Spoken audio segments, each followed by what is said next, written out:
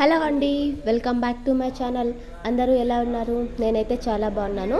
ఇవాల్టి వీడియోలో వచ్చేసి మనం reverse chain stitch and back stitch ఈ రెండింటిని ఏ విధంగా స్టిచ్ చేయాలో ఇవాల్టి వీడియోలో చూద్దాము. ఇవి రెండు స్టిచ్చెస్ కొంచెం ఒకేలాగా ఉంటాయండి. సో నేనైతే ఒకటి జరీ థ్రెడ్తో ఒకటి సిల్క్ థ్రెడ్తో చూపిస్తాను. ఇప్పుడు వచ్చేసి మనం రివర్స్ చైన్ స్టిచ్ని జరీ థ్రెడ్తో ఎలా స్టిచ్ చేయాలో చూద్దాము. ఇక్కడ నుంచి మనం మామూలు చైన్ స్టిచ్ని ఎలా స్టిచ్ చేస్తామో అదే విధంగా స్టిచ్ చేయాలి. ఆల్మోస్ట్ అందరికీ వచ్చే ఉంటుంది అనుకుంటున్నాను. మీరు ఈ 4 days ప్రాక్టీస్ చేసి ఉంటే చైన్ స్టిచ్ ఎలా కుట్టాలో. ఈ విధంగా స్ట్రైట్గా ఒక చైన్ స్టిచ్ని అయితే కుట్టేసుకోవాలి. మనం చైన్ స్టిచ్ కుట్టడం అయిపోయిన తర్వాత ఇక్కడ ఎడ్జ్లో ఒక చిన్న స్మాల్ చైన్ స్టిచ్ని వేసేసుకొని మనం రివర్స్ టర్న్ అవ్వాలి. ఇప్పుడు ఈ విధంగా థ్రెడ్ని తీసుకొని ఫస్ట్ మనం చైన్ స్టిచ్ వేసాం కదా, ఆ గ్యాప్లో చూడండి ఈ విధంగా ఇక్కడ మళ్ళీ మనం ఒక స్టిచ్ వేయాలి. ఈ విధంగా మనం ఫస్ట్ వచ్చిన స్టిచ్కే సేమ్ రివర్స్ వెళ్ళిపోవాలన్నమాట. మనం ఇక్కడ సైడ్ కుట్టడం లేదండి, స్టిచ్లోనే మనం మళ్ళీ స్టిచ్ చేస్తున్నాం. మీరు బాగా గమనించినట్లయితే చూడండి, ఇలా ఫస్ట్ వచ్చిన చైన్ స్టిచ్కి మధ్యలో గ్యాప్ ఉంటుంది కదా, ఆ గ్యాప్లో మనం సెకండ్ లైన్ని స్టిచ్ చేస్తున్నాము.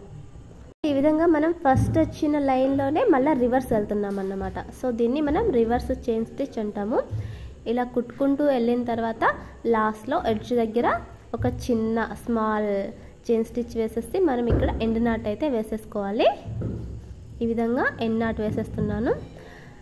సో దీన్ని రివర్స్ చైన్ స్టిచ్ అంటాము.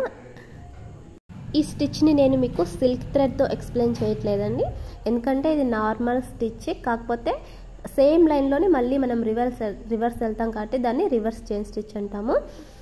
అందుకని నేను చూపించట్లేదు సిల్క్ థ్రెడ్తో. కానీ మనం ఇక్కడ బ్యాక్ చైన్ స్టిచ్కి వచ్చేసి మనం జరీ థ్రెడ్ని యూస్ చేయట్లేదు, సిల్క్ థ్రెడ్తో చూపిస్తున్నాను. ఎందుకంటే రెండు సేమ్ ఉంటాయి కాబట్టి కొంచెం మళ్ళీ వీడియో లెంత్ ఎక్కువైపోతుందని రెండింటిని ఒకే వీడియోలో అయితే నేను చూపిస్తున్నాను. ఈ విధంగా సిల్క్ థ్రెడ్ ఎడ్జెస్ కొంచెం లావుగా ముడేసేసుకొని మనం ఇక్కడ స్టిచ్ చేసుకోవాలి.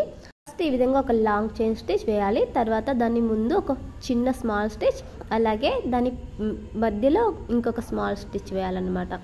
అంటే మనం బ్యాక్ స్టిచ్ని ఏ విధంగా చేస్తామంటే ఫస్ట్ ఒక లాంగ్ చైన్ స్టిచ్ని అయితే వేస్తాం. చూడండి, ఈ విధంగా ఒక లాంగ్ చైన్ స్టిచ్ని వేసేసి దాని ముందు ఒక స్మాల్ చైన్ స్టిచ్, అలాగే దాని వెనకాల కూడా స్మాల్ చైన్ స్టిచ్. అంటే మనం ఫ్రంట్ ఒక స్మాల్ స్టిచ్ వేస్తున్నాం, అలాగే బ్యాక్ ఒక స్మాల్ స్టిచ్ వేస్తున్నాం అన్నమాట. మీరు సరిగ్గా గమనించండి, కొంచెం కన్ఫ్యూజన్గా ఉంటుంది.